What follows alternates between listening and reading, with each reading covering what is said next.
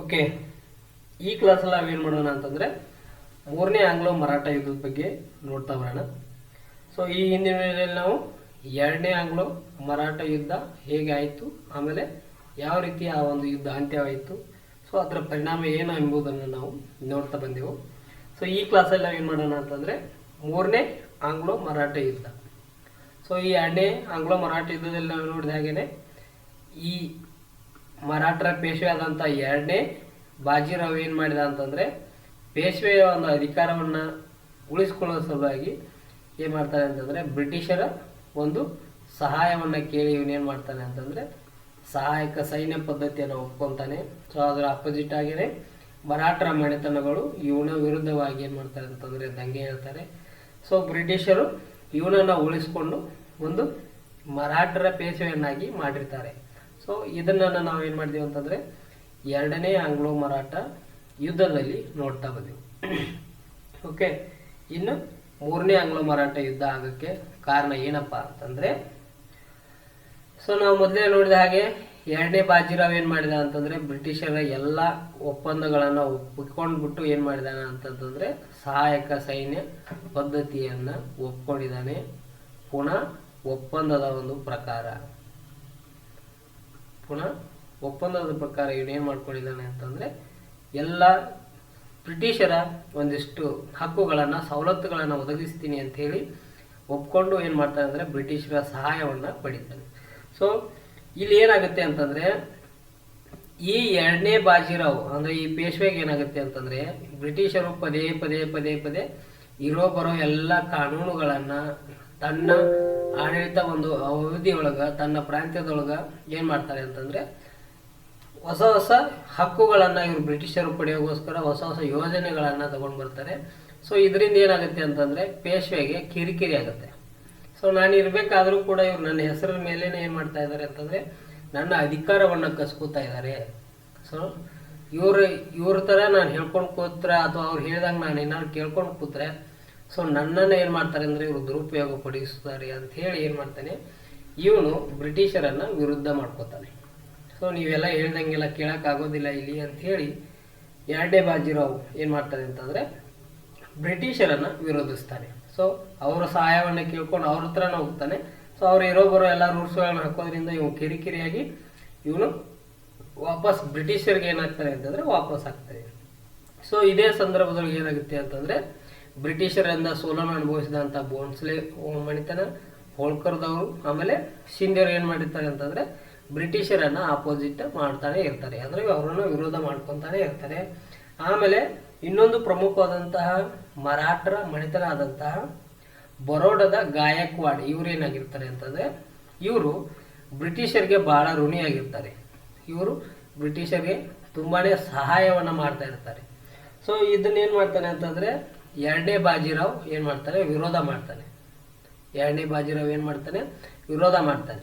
So ಈ ಬರೋಡದ ಮೇಲೆ ಈ ಪೇಶ್ವೆ ಆದಂಥ ಎರಡನೇ ಬಾಜಿರಾವ್ಗೆ ಏನಿರ್ತೈತಿ, ಅಧಿಕಾರ ಇರ್ತೈತಿ. ಸೊ ಹಾಗಾಗಿನೇ ಬರೋಡದ ಒಂದು ಅಧಿಕಾರವನ್ನು ಏನು ಮಾಡೋಣ, ಈ ಗಾಯಕ್ವಾಡ್ ಕಡೆಯಿಂದ ಕಸ್ಕೊಳ್ಳೋಣ ಅಂತೇಳಿ ಒಂದು ಏನಿರ್ತೈತಿ ಇವನ ಕಡೆ ಮೈಂಡಲ್ಲಿ ಇರುತ್ತೆ. ಸೊ ಇದೇ ಸಂದರ್ಭದೊಳಗೆ ಬರೋಡದ ಮೇಲೆ ಅಧಿಕಾರವನ್ನು ಚಲಾಯಿಸುವಂಥ ಅಧಿಕಾರ ಪೇಶ್ವೆಗೆ ಇರೋದ್ರಿಂದ ಈ ಬರೋಡ ಏನು ಮಾಡ್ತೈತಿ ಅಂತಂದರೆ ಪೇಶ್ವೆಗೆ 1 ಕೋಟಿ ರೂಪಾಯಿ ಕೊಡಬೇಕಾಗಿರುತ್ತೆ ತೆರಿಗೆ ಹಣನ.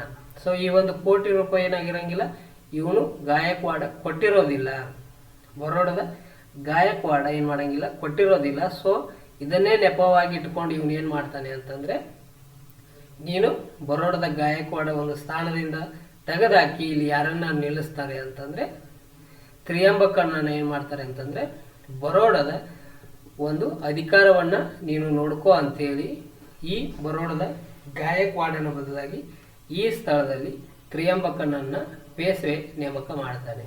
ಸೊ ಇದರಿಂದ ಏನಾಗುತ್ತೆ ಅಂತಂದರೆ ಇವನಿಗೆ ಸಿಟ್ಟು ಬರ್ತೈತಿ. ಸೊ ಇವನೇನು ಮಾಡ್ತಾನೆ ಅಂತಂದರೆ ಈ ರೀತಿ ಅಧಿಕಾರವನ್ನು ದುರುಪಯೋಗ ಪಡಿಸ್ಕೊಂಡಿದ್ದಾರೆ ಅಂಥೇಳಿ ನೀನು ಏನು ಮಾಡ್ತಾರೆ ಅಂತಂದರೆ ಇವರು ಬ್ರಿಟಿಷರ ಹತ್ರ ಹೋಗೋಕ್ಕೆ ಒಂದು ಯೋಚನೆಯನ್ನು ಮಾಡ್ತಾನೆ ಬರೋಡದ ಗಾಯಕ್ವಾಡ. ಸೊ ಹಾಗಾಗಿನೇ ಏನು ಮಾಡ್ತಾನೆ ಅಂತಂದರೆ ತನ್ನ ಆಸ್ಥಾನದ ಮಂತ್ರಿ ಆದಂತಹ ಗಂಗಾಧರ್ ಶಾಸ್ತ್ರಿಯನ್ನು ಕಳಿಸ್ತಾನೆ. ಎಲ್ಲಿಗೆ? ಪುಣಾಕ್ಕೆ ಕಳಿಸ್ಬಿಟ್ಟು ಏನು ಮಾಡ್ತಾನೆ ಅಂತಂದರೆ ನೀನೇನು ಮಾಡು, ಈ ರೀತಿ ಪೇಶ್ವೆ ನಮ್ಮ ಅಧಿಕಾರವನ್ನು ಕಸ್ಕೊಂಡಿದ್ದಾರೆ. ಸೊ ಇದನ್ನ ನೀನು ಬ್ರಿಟಿಷರಿಗೆ ತಲುಪಿಸು ಅಂತೇಳಿ ಗಂಗಾಧರ್ ಶಾಸ್ತ್ರಿಯನ್ನ ಕಳಿಸ್ತಾನೆ. ಸೊ ಈ ತರ ಹೋಗ್ತಿರ್ಬೇಕಾದ್ರೆ ಗಂಗಾಧರ್ ಶಾಸ್ತ್ರಿಯನ್ನ ಈ ತ್ರಿಯಂಬಕ ಏನ್ ಮಾಡಿಸ್ತಾನೆ ಅಂತಂದ್ರೆ ಕೊಲೆ ಮಾಡ್ತಾನೆ. ಗಂಗಾಧರ್ ಶಾಸ್ತ್ರಿಯನ್ನ ಕೊಲೆ ಮಾಡ್ತಾನೆ. ಸೊ ಹಾಗಾಗಿನೇ ಏನಾಗ್ತೈತಿ ಅಂದ್ರೆ ಕೊಲೆ ಮಾಡ್ತಾನಲ್ಲ. ಸೊ ಹಾಗಾಗಿನೇ ಇವನು ಬರೋಡದ ಗಾಯಕ್ವಾಡ ಏನ್ ಮಾಡ್ತಾನೆ ಅಂತಂದ್ರೆ ತ್ರಿಯಂಬಕ ಕೊಲೆ ಮಾಡಿದ್ದಾನಲ್ಲ. ಸೊ ಇದನ್ನ ಏನ್ ಮಾಡ್ತಾರೆ ಅಂತಂದ್ರೆ ಈ ಪುಣಾದ ರೆಸಿಡೆನ್ಸಿಯ ಒಂದು ಮುಖ್ಯಸ್ಥತೆಯನ್ನು ಯಾರು ವಹಿಸ್ಕೊಂಡಿರ್ತಾರ ಆ ಟೈಮ್ನಲ್ಲಿ ಅಂತಂದ್ರೆ ಎಲ್ಟಿನ್ ಸ್ಟೋನ್ ಎಂಬವ ಏನ್ ಮಾಡಿರ್ತಾನೆ, ಅದರ ಒಂದು ಮುಖ್ಯಸ್ಥತೆಯನ್ನು ವಹಿಸ್ಕೊಂಡಿರ್ತಾನೆ. ಸೊ ಬ್ರಿಟಿಷರ ಪರವಾಗಿ ಈ ಎಲ್ಟಿನ್ ಸ್ಟೋನ್ ಅಲ್ಲಿ ಒಬ್ಬ ರೆಸಿಡೆನ್ಸಿಯಾಗಿ ಅಥವಾ ಒಬ್ಬ ಮುಖ್ಯಸ್ಥನಾಗಿ ಕೆಲಸ ಮಾಡ್ತಾ ಇರ್ತಾನೆ. ಸೊ ಬರೋಡದ ಗಾಯಕ್ವಾಡ್ ಹೇಳ್ತಾನೆ, ಸೊ ನಾನು ಈ ತರ ನಿಮ್ಗೆ ದೂರ ಹೇಳೋದಕ್ಕೆ ನನ್ನ ಮಂತ್ರಿ ಆದಂತ ಗಂಗಾಧರ್ ಶಾಸ್ತ್ರಿಯನ್ನ ಕಳಿಸಿದೆ. ಸೊ ಈ ಬರುವಂತ ಟೈಮ್ನಲ್ಲಿ ಈ ತ್ರಿಯಂಬಕ ಎಂಬ ಏನ್ ಮಾಡಿದ್ದಾನೆ ಅಂತಂದ್ರೆ ಗಂಗಾಧರ್ ಶಾಸ್ತ್ರಿಯನ್ನ ಕೊಲೆ ಮಾಡಿದ್ದಾನೆ ಅಂತ ಹೇಳಿ ಬರೋಡದ ಗಾಯಕ್ವಾಡ ಯಾರಿಗೆ ಹೇಳ್ತಾರೆ, ಎಲ್ಟಿನ್ ಸ್ಟೋನ್ಗೆ ಹೇಳ್ತಾರೆ. ಸೊ ಇವನ್ ಏನ್ ಮಾಡ್ತಾನೆ ಅಂತಂದ್ರೆ ಗವರ್ನರ್ ಜನರಲ್ಗೆ ಈ ದೂರನ್ನು ತಿಳಿಸ್ತಾನೆ. ಏನಪ್ಪಾ ಅಂತಂದ್ರೆ ಈ ಗಂಗಾಧರ್ ಶಾಸ್ತ್ರಿಯನ್ನ ಕೊಲೆ ಮಾಡಕ್ಕೆ ಸಹಾಯ ಮಾಡಿದವ್ರೆ ಎರಡನೇ ಬಾಜಿರಾವ್ ಅಂತ ಹೇಳಿ ಏನ್ ಮಾಡ್ತಾನೆ ಅಂತಂದ್ರೆ ಗವರ್ನರ್ ಜನರಲ್ಗೆ ದೂರನ್ನ ಸಲ್ಲಿಸ್ತಾನೆ. ಸೊ ಈ ಒಂದು ದೂರು ಸಲ್ಲಿಸಿದಾದ್ಮೇಲೆ ಈ ಎರಡನೇ ಬಾಜಿರಾವ್ ಅವಾಗ ಇನ್ನು ಬ್ರಿಟಿಷರ ಒಂದು ಆಶ್ರಯದಲ್ಲಿ ಇರೋದ್ರಿಂದ ಇವನಿಗೆ ಅನಿವಾರ್ಯದಿಂದಾಗಿ ಏನಾಗ್ತೈತಿ ಅಂತಂದ್ರೆ ಬ್ರಿಟಿಷರು ಮತ್ತೆ ಈ ಪೇಶ್ವೆ ನಡುವೆ ಒಂದು ಒಪ್ಪಂದ ಮಾಡ್ಕೊಳ್ಳೇಬೇಕಾಗುತ್ತೆ. ಸೊ ಆ ಒಪ್ಪಂದ ಯಾವ್ದಪ್ಪ ಅಂತಂದ್ರೆ ಆ ಒಪ್ಪಂದವೇ ಪುಣಾ ಒಪ್ಪಂದ ಅಂತ ಹೇಳಿ ಏನ್ ಮಾಡ್ತಾರೆ ಅಂತಂದ್ರೆ ಒಪ್ಪಂದವನ್ನ ಮಾಡ್ಕೋತಾರೆ. ಸೊ ಈ ಒಂದು ಒಪ್ಪಂದದ ಪ್ರಕಾರ ಏನಾಗುತ್ತೆ ಅಂತಂದ್ರೆ ಇದು ಆಕ್ಚುಲಿ ಇದರಲ್ಲಿ ತಪ್ಪೇ ಇರೋದಿಲ್ಲ, ಎರಡನೇ ಬಾಜಿರಾವ್ದು. ಸೊ ಅನಿವಾರ್ಯ ಕಾರಣದಿಂದಾಗೇನೆ ಈ ಪುಣಾ ಒಪ್ಪಂದವನ್ನ ಮಾಡ್ಕೋತಾನೆ. ಯಾವಾಗ ಈ ಪುಣಾ ಒಪ್ಪಂದ ಆಗುತ್ತೆ ಅಂತಂದ್ರೆ ಜೂನ್ 1817 ಪುಣಾ ಒಪ್ಪಂದ ಆಗುತ್ತೆ.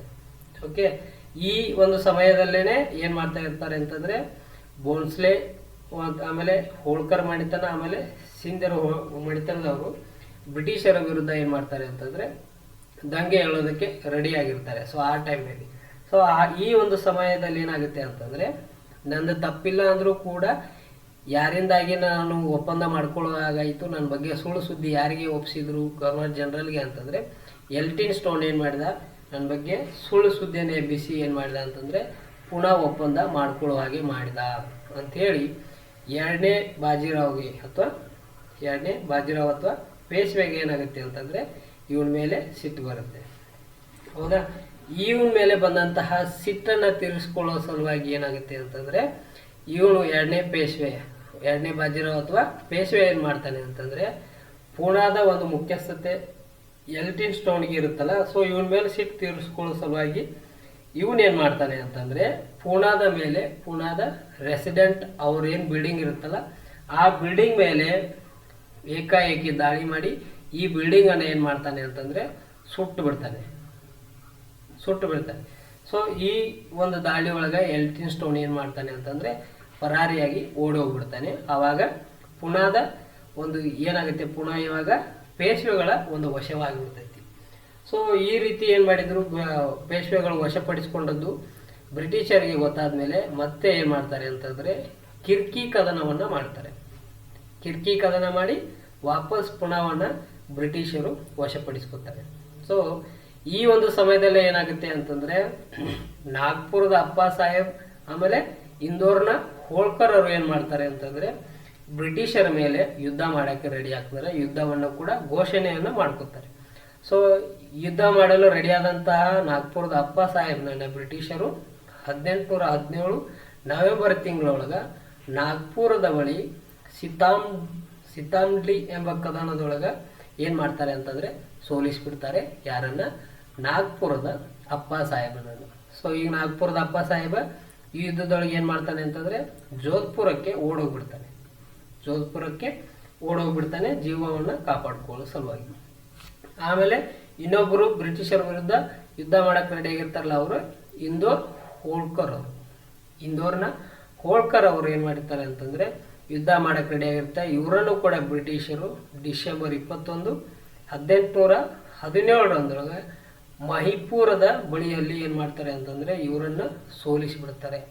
ಸೊ ಇವರನ್ನು ಸೋಲಿಸ್ತಾರೆ. ಸೊ ಇಷ್ಟೆಲ್ಲ ಯುದ್ಧಗಳಾದ್ಮೇಲೂ ಕೂಡ ಕೊನೆಯದಾಗಿ ಏನು ಮಾಡ್ತಾರೆ ಅಂತಂದರೆ ಬ್ರಿಟಿಷರು ಮತ್ತೆ ಪೇಶ್ವೆ ಮೇಲೆ ಯುದ್ಧ ಮಾಡ್ತಾರೆ. ಸೊ ಎಲ್ಲಿ ಯುದ್ಧ ಮಾಡ್ತಾರೆ ಅಂತಂದರೆ ಒಂದು ಕೊರೆಗಾಂವ್ ಯುದ್ಧ, ಇನ್ನೊಂದು ಅಷ್ಟಿ ಯುದ್ಧ ಮಾಡ್ತಾರೆ. ಸೊ ಈ ಎರಡೂ ಯುದ್ಧದೊಳಗೆ ಪೇಶ್ವೆ ಏನಾಗ್ತಾನೆ ಅಂತಂದರೆ ಕಂಪ್ಲೀಟಾಗಿ ಸೋತೋಗ್ಬಿಡ್ತಾನೆ. ಇವನೇನು ಮಾಡ್ತಾನೆ ಪೇಶ್ವೆ ಈ ಟೈಮ್ನಲ್ಲಿ ಅಂತಂದರೆ 1818 ಹೊತ್ತಿಗೆ ಜೂನ್ ತಿಂಗಳಲ್ಲಿ ಬ್ರಿಟಿಷರ ಸೇನಾನಿಯಾದಂತಹ ಮಾಲ್ಕಮ್ಗೆ ಏನಾಗ್ತಾನೆ, ಅವನು ಶರಣಾಗಿಬಿಡ್ತೀನಿ, ನೀವು ಏನು ಮಾಡಬೇಡ್ರಿ, ನನಗೆ ನೀವು ಏನು ಮಾಡಕ್ಕೆ ಹೋಗ್ಬೇಡ್ರಿ, ನಾನು ನಿಮಗೆ ಶರಣಾಗಿಬಿಡ್ತೀನಿ ಅಂಥೇಳಿ ಏನು ಮಾಡ್ತಾನೆ ಅಂದರೆ ಪೇಶ್ವೆ ಬ್ರಿಟಿಷರಿಗೆ ಶರಣಾಗಿಬಿಡ್ತಾನೆ. ಸೊ ಈ ಶರಣಾಗೋದ್ರಿಂದ ಏನಾಗುತ್ತೆ ಅಂದರೆ ಪೇಶ್ವೆಯ ಅಸಿಗರ್ ಕೋಟೆ ಬ್ರಿಟಿಷರಿಗೆ ಹೋಗ್ಬಿಡುತ್ತೆ. ಬ್ರಿಟಿಷರು ಇದನ್ನು ವಶಪಡಿಸ್ಕೋತಾರೆ. ಸೊ ಈ ಥರ ಏನಾಗುತ್ತೆ ಅಂತಂದರೆ ಮೂರನೇ ಆಂಗ್ಲೋ ಮರಾಠ ಯುದ್ಧ ಏನಾಗುತ್ತೆ ಅಂತಂದರೆ ನಡೆಯುತ್ತೆ. ಈ ಮರಾಠ ಯುದ್ಧ ಕೊನೆಯದಾಗಿ 1819 ಯುದ್ಧ ಅಂತ್ಯವಾಗಿಬಿಡುತ್ತೆ. ಓಕೆ, ಸಂಪೂರ್ಣವಾಗಿ ಈ ಯುದ್ಧ ಅಂತ್ಯವಾದ ಮೇಲೆ ಏನಾಗುತ್ತೆ ಅಂತಂದರೆ ಮರಾಠರು ಸಂಪೂರ್ಣವಾಗಿ ತಮ್ಮ ಅಧಿಕಾರವನ್ನು ಏನು ಮಾಡ್ಕೋತಾರೆ, ಕಳೆದುಕೊಳ್ತಾರೆ. ಓಕೆ, ಇಷ್ಟು ಮೂರನೇ ಆಂಗ್ಲೋ ಮರಾಠ ಯುದ್ಧ ಆಗುತ್ತೆ. ಓಕೆ, ಈ ಮೂರನೇ ಆಂಗ್ಲೋ ಮರಾಠ ಯುದ್ಧ 1817 ಸ್ಟಾರ್ಟ್ ಆಗಿ 1818 ಏನಾಗುತ್ತೆ ಅಂತಂದರೆ ಯುದ್ಧ ಅಂತ್ಯವಾಗುತ್ತೆ. ಹಾಗಿದ್ರೆ ಮೂರನೇ ಆಂಗ್ಲೋ ಮರಾಠ ಯುದ್ಧದ ಒಂದು ಪರಿಣಾಮಗಳು ಏನೇನಾಗ್ತವೆ ಅಂತಂದರೆ, ಸೊ ಈ ಯುದ್ಧ ಆದ ನಂತರನೇ ಬ್ರಿಟಿಷರು ಏನು ಮಾಡ್ತಾರೆ, ಪೇಶ್ವೆ ಹುದ್ದೆಯನ್ನು ರದ್ದು ಮಾಡಿಬಿಡ್ತಾರೆ.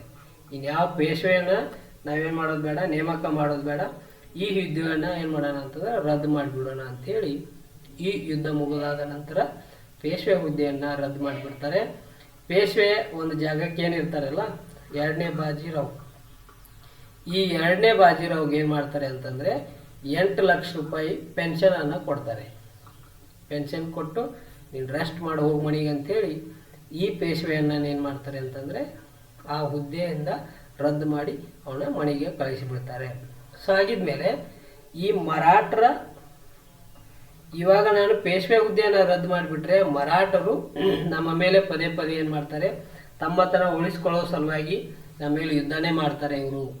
ಓಕೆ, ಇವ್ರನ್ನ ಹೆಂಗಾರ ಮಾಡಿ ನಾವು ಸಮಾಧಾನ ಮಾಡಬೇಕು ಅಂತೇಳಿ ಬ್ರಿಟಿಷರಿಗೆ ಮೈಂಡಲ್ಲಿ ಬರುತ್ತೆ. ಸೊ ಹಾಗೆ ಈಗ ಏನು ಮಾಡ್ತಾರೆ ಅಂತಂದರೆ ಬ್ರಿಟಿಷರು ಮರಾಠರು ತಮ್ಮ ಅಧಿಕಾರವನ್ನು ಕೂಡ ಚಲಾಯಿಸಬಾರ್ದು, ಆದರೆ ನಮ್ಮ ಮೇಲೆ ಯುದ್ಧನ ಮಾಡಕ್ಕೆ ಹೋಗ್ಬಾರ್ದು, ಆದರೂ ಅವ್ರು ನಾವು ನಮ್ಮ ತನವನ್ನ ಬಿಟ್ಟು ಕೊಟ್ಟಿಲ್ಲ ಅನ್ನೋ ಮನೋಭಾವದಿಂದ ಇರಬೇಕು ಅಂಥೇಳಿ. ಸೊ ಇಷ್ಟೆಲ್ಲ ಕಾನ್ಸೆಪ್ಟ್ ಮೇಲೆ ಬ್ರಿಟಿಷರು ಒಂದು ಐಡಿಯಾ ಮಾಡ್ತಾರೆ. ಏನದು ಅಂತಂದರೆ ಸತಾರದ ಒಂದಿಷ್ಟು ಸಣ್ಣ ಗ್ರಾಮವನ್ನು ಅಥವಾ ಸಣ್ಣ ಒಂದು ಜಾಗವನ್ನು ಏನು ಮಾಡೋಣ, ನಾವು ಇವ್ರಿಗೆ ಬಿಟ್ಕೊಡೋಣ. ಸೊ ಶಿವಾಜಿಯ ಮಣಿತನಕ್ಕೆ ಬಿಟ್ಕೊಡೋಣ. ಅದರಲ್ಲಿ ಪ್ರಮುಖವಾಗಿ ಆ ಟೈಮ್ನಲ್ಲಿ ಯಾರಿರ್ತಾರೆ ಅಂತಂದರೆ ಪ್ರತಾಪ ಸಿಂಹನಿಗೆ ಏನು ಮಾಡ್ತಾರೆ ಅಂತಂದರೆ ಸತಾರದ ಒಂದು ಸಣ್ಣ ಜಾಗವನ್ನು ಬಿಟ್ಕೊಡ್ತಾರೆ. ಓಕೆ, ನೀನೇನು ಮಾಡು, ಆ ಜಾಗದಲ್ಲಿ ನೀನು ಆಡಳಿತವನ್ನು ಮಾಡು ಅಂಥೇಳಿ ಬಿಟ್ಕೊಡ್ತಾರೆ. ಅದು ಕೂಡ ಕೆಲವು ನಿರ್ಬಂಧಗಳ ಆಧಾರದ ಮೇಲೆ ಪ್ರತಾಪ ಸಿಂಹನಿಗೆ ಸತಾರದಲ್ಲಿ ಒಂದಿಷ್ಟು ಜಾಗವನ್ನು ಕೊಡ್ತಾರೆ. ಸೊ ಇದರರ್ಥ ಏನು ಮಾಡು, ನೀನು ಹೆಸರಿಗೆ ಅಷ್ಟ ರಾಜ ಆಗಿರೋ, ಆಡಳಿತ ನಾವೇ ಮಾಡ್ತೀವಿ ಅಂತ. ಸೊ ಇದರಿಂದ ಏನಾಗುತ್ತೆ, ಮರಾಠರ ಅವರು ಮನೆತನದ ಒಂದು ಕಂಪ್ಲೀಟ್ ನಾಶ ಆಯಿತು ಅನ್ನೋ ಹಾಗೇನೂ ಇಲ್ಲ. ಯಾಕೆ ಅಂತಂದರೆ ಇವ್ರಿಗೆ ಒಂದಿಷ್ಟು ಜಾಗ ಇರುತ್ತಲ್ಲ, ಅಧಿಕಾರ ಕೊಟ್ಟಿವಿ ಅನ್ನೋ ಹಾಗೆ. ಸೊ ಅದಕ್ಕಾಗಿ ಏನು ಮಾಡ್ತಾರೆ ಅಂತಂದರೆ ನಾಮ ಮಾತ್ರಕ್ಕೆ ನೀನು ದೊರೆಯಾಗಿರೋ, ನಾವು ಆಡಳಿತ ಮಾಡ್ತೀವಿ ಅಂತ ಹೇಳಿ ಈ ಥರ ಮರಾಠರ ಒಂದು ಪ್ರತಿರೋಧವನ್ನು ಬ್ರಿಟಿಷರು ನಿಯಂತ್ರಿಸ್ತಾರೆ. ಓಕೆ, ಆಮೇಲೆ ಹೋಳ್ಕರದಲ್ಲಿ ಕೂಡ ಸಹಾಯಕ ಸೈನ್ಯ ಪದ್ಧತಿಯನ್ನು ಅಳವಡಿಸಿ ಅರ್ಧ ರಾಜ್ಯವನ್ನು ಬ್ರಿಟಿಷರು ವಶಪಡಿಸ್ಕೋತಾರೆ. ಆಮೇಲೆ ದೌಲತ್ ಸಿಂಧಿಯಾದಲ್ಲಿ ಕೂಡ ಸಹಾಯಕ ಸೈನ್ಯ ಪದ್ಧತಿಯನ್ನು ಅಳವಡಿಸಿ ಅರ್ಧ ರಾಜ್ಯವನ್ನು ಏನು ಮಾಡ್ತಾರೆ ಅಂತಂದರೆ ವಶಪಡಿಸ್ಕೊಳ್ತಾರೆ. ಓಕೆ, ಇಷ್ಟು 3 ಆಂಗ್ಲೋ ಮರಾಠ ಯುದ್ಧಗಳು. ಓಕೆ, ಇಷ್ಟು ಏನಾಯಿತು ಅಂತಂದರೆ 3 ಆಂಗ್ಲೋ ಮರಾಠ ಯುದ್ಧಗಳಾಗ್ತವೆ. ಓಕೆ, ಇನ್ನು ಮುಂದಿಂದು ಅಂತಂದರೆ ಸಿಖ್ಖರ ಆಮೇಲೆ ಬ್ರಿಟಿಷರ ನಡುವೆ ಆದಂತಹ ಒಂದಿಷ್ಟು ಯುದ್ಧಗಳ ಬಗ್ಗೆ ನೋಡ್ತಾ ಬರಬೇಕಾಗುತ್ತೆ. ನಿಮ್ಮ ಸಿಲೆಬಸ್ ಅಲ್ಲಿ ಅದಿದೆ. ಆಮೇಲೆ ಸಹಾಯಕ ಸೈನ್ಯ ಪದ್ಧತಿ ಅಂದರೇನು, ಸಹಾಯಕ ಸೈನ್ಯ ಪದ್ಧತಿ ಅಂದರೇನು ಅದನ್ನ ನೋಡೋಣ. ಆಮೇಲೆ ಲಾ ಡಾಲ್ಹೌಸಿಯ ದತ್ತು ಮಕ್ಕಳಿಗೆ ಹಕ್ಕಿಲ್ಲ ಎಂಬ ನೀತಿ ಅಂದ್ರೆ ಏನೋದನ್ನ ನೋಡ್ತಾ ಬರೋಣ. ಓಕೆ, ಇಲ್ಲಿ ನಿಮಗೆ ಸಿಖ್ಖರು ಮತ್ತು ಬ್ರಿಟಿಷರ ನಡುವೆ ಆದಂತಹ ಯುದ್ಧಗಳಲ್ಲಿ ಅಷ್ಟೊಂದು ಏನು ಇಂಪಾರ್ಟೆಂಟ್ ಏನಿಲ್ಲ. ಬಟ್ ನಿಮಗೀಗ ಸಹಾಯಕ ಸೈನ್ಯ ಪದ್ಧತಿ ಅಂದರೆ ಏನು ಅನ್ನೋದನ್ನು ನೋಡೋಣ. ಆಮೇಲೆ ದತ್ತು ಮಕ್ಕಳಿಗೆ ಹಕ್ಕಿಲ್ಲ ಎಂಬ ನೀತಿಯನ್ನು ನೋಡ್ತಾ ಬರೋಣ. ಓಕೆ, ಮುಂದಿನ ಕ್ಲಾಸಲ್ಲಿ ಸಹಾಯಕ ಸೈನ್ಯ ಪದ್ಧತಿಯನ್ನು ನೋಡೋಣ.